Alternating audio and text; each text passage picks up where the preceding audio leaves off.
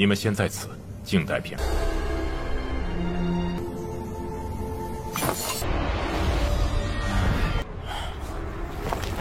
你没听见我问你话吗？不太了解，不好妄自评价。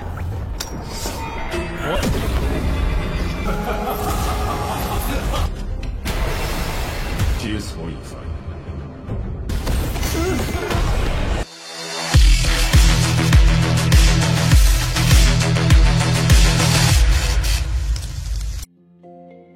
Halo semuanya, selamat datang di Ruang Sinema. Bagaimana kabar kalian semua? Semoga selalu sehat dan baik-baik saja.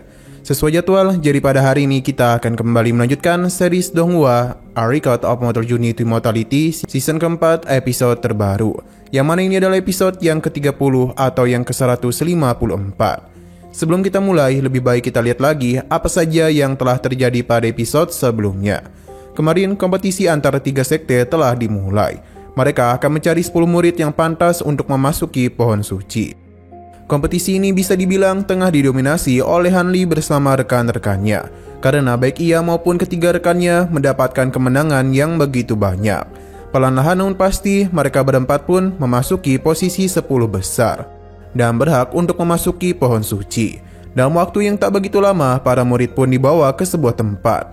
Hanya ketiga tokenlah yang dapat membuka tempat ini yang sebenarnya. Han Li sungguh terpukau dengan aura spiritual di tempat tersebut. Di dalam perjalanan menuju pohon suci, mereka bertemu seorang tetua bernama Anak Naga Api. Dia memiliki ranah Netsun Soul. Entah apa yang terjadi karena dia melakukan penyerangan kepada tetua Bai dan meminta untuk melakukan pengurungan kepadanya. Sekarang kita akan melanjutkan episode terbarunya. Mereka tidak menduga kalau tetua Bai bertindak di luar perintah leluhurnya sendiri. Song Yu merasa kejadian ini akan berdampak besar bagi sekte pedang kuno. Ini pun membuat mereka menjadi bertanya-tanya apakah banyak mata-mata bersembunyi di dalam sekte. Perlu diingat kalau ketiga sekte ini terjebak di antara aliran kebaikan dan kejahatan. Jadi mereka itu tidaklah memihak kepada siapapun. Perjalanan masihlah terus mereka lanjutkan, yang kemungkinan di sana mereka akan memperkuat inti dari teknik mata roh. Akar-akar di sana seakan-akan berkomunikasi, jadi mereka tidaklah boleh bertindak gegabah. Di depan sana terdapat sosok yang dikenali oleh Song Yu. Beliau adalah Wei, penjaga dari sekte Lo Yun. Pria ini tidak menduga kalau gadis kecil yang dulu dirinya lihat sudah besar. Song Yu memintanya untuk kembali karena Master Cheng sudah mencabut hukumannya. Selain Master Cheng, senior Fang juga telah merindukan seniornya. Tapi Wei tidaklah ingin membahas apa yang terjadi di masa lalu. Selain itu, dia juga sudah bersumpah untuk memasuki tempat ini. Jika ia tidak mendapatkan jawaban, maka ia akan kembali menunggu. Sudah banyak waktu yang dirinya habiskan hanya untuk mendapatkan jawaban saja. Wei pun mulai melakukan sesuatu yang mana dia akan mengekstrak tetesan dari pohon suci. Dia juga memberitahu kalau dirinya sudah menyelesaikan langkah terakhir untuk menyiapkan air makam Ming dan Xing. Dia berharap mereka bisa menunggu sebentar. Sebuah penghalang pun dirinya ciptakan agar tidak ada yang mengganggu dirinya. Han Li penasaran dengan apa yang tengah dia lakukan. Sepertinya ini akan memakan waktu yang cukup lama.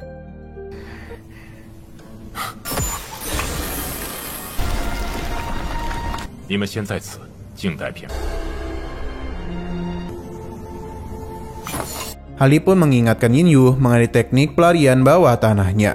Jadi apakah dia bisa melakukan hal tersebut untuk melihat akar teknik mata roh? Yin Yu akan mencoba melakukan hal itu. Nah, sepertinya tidak ada yang menyadari situasi barusan. Terlebih lagi, situasi benar-benar hening.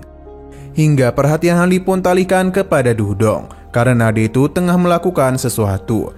Dia pun penasaran apakah ada yang akan membantunya. Tapi Yin Yu segera memberitahu Han Li kalau teknik mata roh ini memiliki proses pencerahan. Yin Yu bisa saja masuk, namun belum bisa menjamin apakah dia berhasil atau tidak mengambilnya. Han Li pun dibuat kebingungan dengan apa yang akan terjadi. Pasalnya semua ini cukup aneh. Terlebih lagi Dudong terus mengucapkan sesuatu. Hal yang tidak diinginkan pun sepertinya terjadi. Sebuah getaran besar muncul di langit-langit yang membuat semua orang menjadi panik, kecuali Dudong karena dia sudah menduga hal ini. Seorang utusan pun datang untuk memberitahu kalau telah terjadi penyerangan. Jadi Song Yu bersama dengan tetua lainnya akan pergi untuk memberikan bantuan. Sedangkan Prey ini akan tetap di sini untuk melindungi para murid. Berhubung para murid tidaklah terlalu kuat, jadi pria itu pun menyarankan mereka pergi ke sisi lain agar bisa bersembunyi. Pada akhirnya Han Li dan yang lainnya pun tiba di sebuah tempat. Berdasarkan kebisingan yang terdengar, kemungkinan telah terjadi pertarungan yang begitu sengit. Han Li masih belum tahu siapa yang melakukan penyerangan. Hanzhou berbicara kepada Han Li mengenai dugaannya kalau ini bisa saja perang Yuan Ying. Hal ini karena mereka berada jauh di bawah tanah namun masih dapat merasakan efek goncangan pertarungan di atas. Sebagai seseorang yang pernah melihat pertarungan besar, Han Li belumlah terlalu yakin. Momo pun berharap kalau tetua Song Yu dapat bertahan.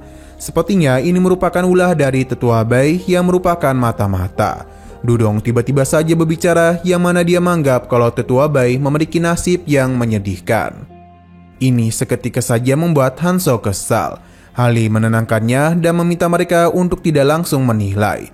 Sepertinya Dudong itu ingin segera membuka identitasnya. Karena dia itu terlihat terus memprovokasi Hanzhou. Hingga Momo pun menyadari kalau Dudong bukanlah murid sembarangan. Yang ternyata Dudong adalah salah satu dari 6 sekte iblis. Tuan muda dari sekte Xianhuan.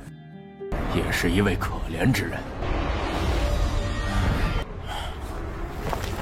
你没听见我问你话吗？ 不太了解，不好妄自评价。 回答废话。 Semua ini diberitahu langsung oleh tetua Bai yang merupakan komplotannya.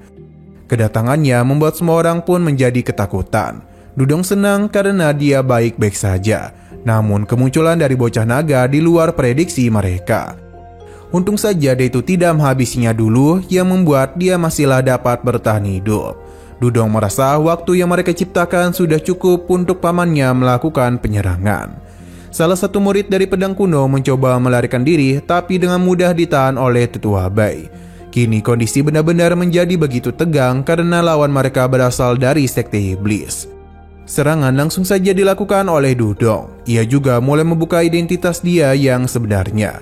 Ini merupakan teknik 1000 ilusi dolu, yang merupakan teknik rahasia dari sekte 1000 ilusi. Kemampuannya adalah yang terbaik di tanah Tianan. Han Li tidak menduga akan kembali bertemu dengan jalan suci dan jalan iblis di sini. Dia pun mencoba menghindari masalah itu. Namun Dudong dan sangat mudah melakukan penyerangan kepadanya dan langsung saja menghabisi Han Li. Ini tentu saja membuat Momo dan Hanzhou terkejut. Begitu pula dengan Bai, karena bagaimanapun di antara para murid ini ada keturunan dari monster tua Tianhen. Jadi mereka itu tidaklah boleh bertindak gegabah. Tapi Dudong tidaklah terlalu peduli, sebab dia ini sudah mencurigai Han Li sejak lama. Maka karena itulah dia melakukan penyerangan kepadanya. Tapi sepertinya dia itu hanyalah kultivator biasa. Karena jika dia memang keturunan Tuan Tianhen, maka dia itu tidak akan mati begitu saja. Dudong pun menggunakan sebuah teknik untuk membuat mereka semua tertidur. Teknik ini terlalu kuat untuk dapat mereka tahan. Pada akhirnya Dudong dan juga tetua Bai pun memutuskan pergi keluar. Hanya saja ini merupakan kesalahan besar karena bagaimanapun Han Li masihlah hidup. Karena tubuh yang dia serang barusan merupakan teknik perubahan bentuk milik Yin Yu. 小子，早看人呢，你心里。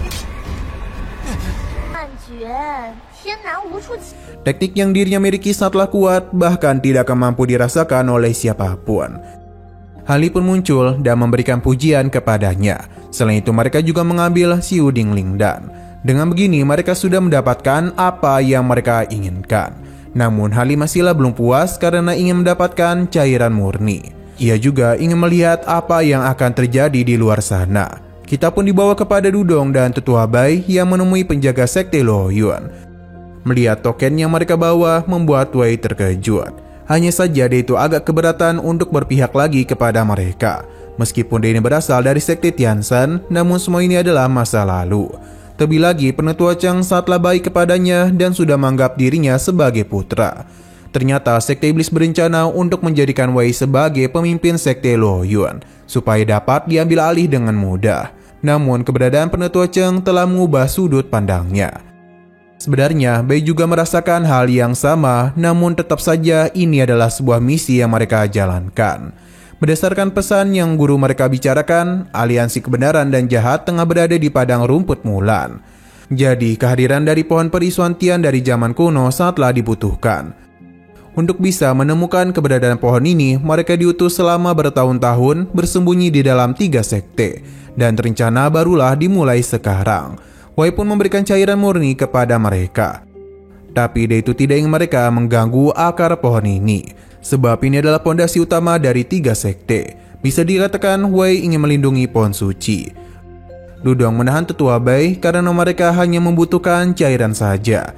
Jika mendapatkan hal itu, maka mereka akan pergi. Han Li bisa melihat dengan jelas apa yang tengah mereka lakukan. Selain itu, tetua Song Yu dan juga bocah naga api bersama yang lainnya tidak berada di luar. Lantas siapakah yang berhadapan dengan lawan-lawan di luar? Han Li tidak ingin terlalu memikirkan hal tersebut karena dia harus fokus kepada cairan murni dari pohon suci. Wei berharap mereka akan menepati janjinya. Namun sebelum memberikan cairan itu, bocah naga api pun menghentikan pergerakannya karena dia sudah menduga hal ini akan terjadi.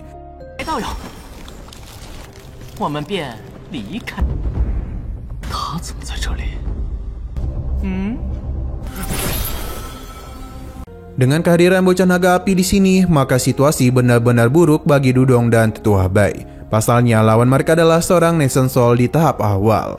Alasan mengapa dirinya tidak keluar dari pohon suci sebab di sana sudah ada yang bertindak. Bocah naga api yakin kalau Cheng dan Lu sudah berhasil membawa mereka ke dalam jebakan. Bocah naga api meminta mereka untuk tidak memandang rendah 3 sekte Tiandao. Pasalnya mereka memiliki kekuatan yang begitu besar. Dia pun meminta mereka untuk segera menyerah saja daripada harus mati di tangannya. Namun situasi kembali menjadi buruk pasalnya tetua Cheng memberikan sebuah pesan kalau mereka dan para tetua lainnya telah disergap. Karena selain ada sekte Xian Huan dan Papilion Haoma, ada juga orang-orang dari sekte Tianxia. Dengan begini maka pertarungan pun berada di bawah kendali sekte iblis. Bocah naga api menjadi murka dan berjanji akan menghabisi Dudong dan tetua Bai. Serangan langsung saja mereka siapkan untuk memanggang mereka. Namun sebelum serangan itu memanggang mereka, bala bantuan pun telah datang. Yang mana terdapat sosok yang telah merasuki tubuh Wei. Semua ini kemungkinan besar dari token yang sebelumnya dia pegang. Sosok ini memuji kemampuan hebat dari bocah naga api. Namun sayang sekali rencana mereka untuk menghentikan dirinya telah gagal. Karena mereka itu bertindak 2 kali lebih cepat dibandingkan 3 sekte Tiandao. Sosok ini pun meminta Dudong untuk membawa cairan murni ini keluar. Sebab dia itu akan menggunakan tubuh Wei untuk bisa menahan bocah naga api. Pada saat jugalah pertarungan langsung saja terjadi di antara mereka. Di mana sosok ini akan membukakan jalan bagi kedua muridnya.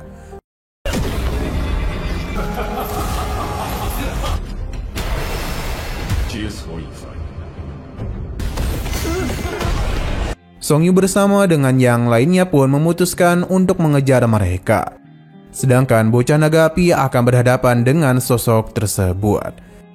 Han Li meminta Yin Yu untuk kembali berubah menjadi dirinya yang terluka supaya tidak dicurigai. Sedangkan dirinya akan melakukan sesuatu. Kembali ke pertarungan antara bocah naga api dengan sosok tetua iblis ini. Di mana kekuatan yang dia miliki sangatlah mengerikan dan mampu dengan mudah menahan seluruh serangan dari bocah naga api. Tidak hanya itu saja, namun pergerakannya juga dapat dirinya tahan.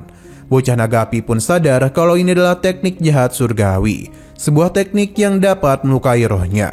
Tapi bocah naga api masihlah memiliki kekuatan untuk dapat memberikan perlawanan. Berkat itu semualah dia pun berhasil membebaskan dirinya dari serangan tersebut. Ia pun memutuskan untuk membawanya keluar dari tempat ini. Sedangkan Han Li merasa kalau ini adalah waktu yang tepat untuk dirinya bertindak. Karena dia itu harus mengambil cairan murni di dalam sana. Hanya saja terdapat sebuah penghalang yang melindungi tempat tersebut. Untung saja Han Li dapat mudah mengatasi hal ini.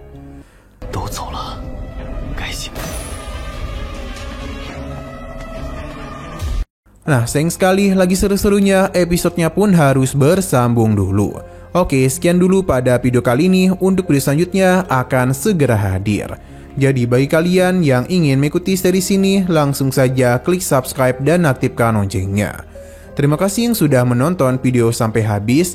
Jika kalian suka pada video ini, klik like dan share ke teman-teman kalian tentang channel ini. Dan ditunggu aja kelanjutannya. Oke, sampai jumpa di video selanjutnya.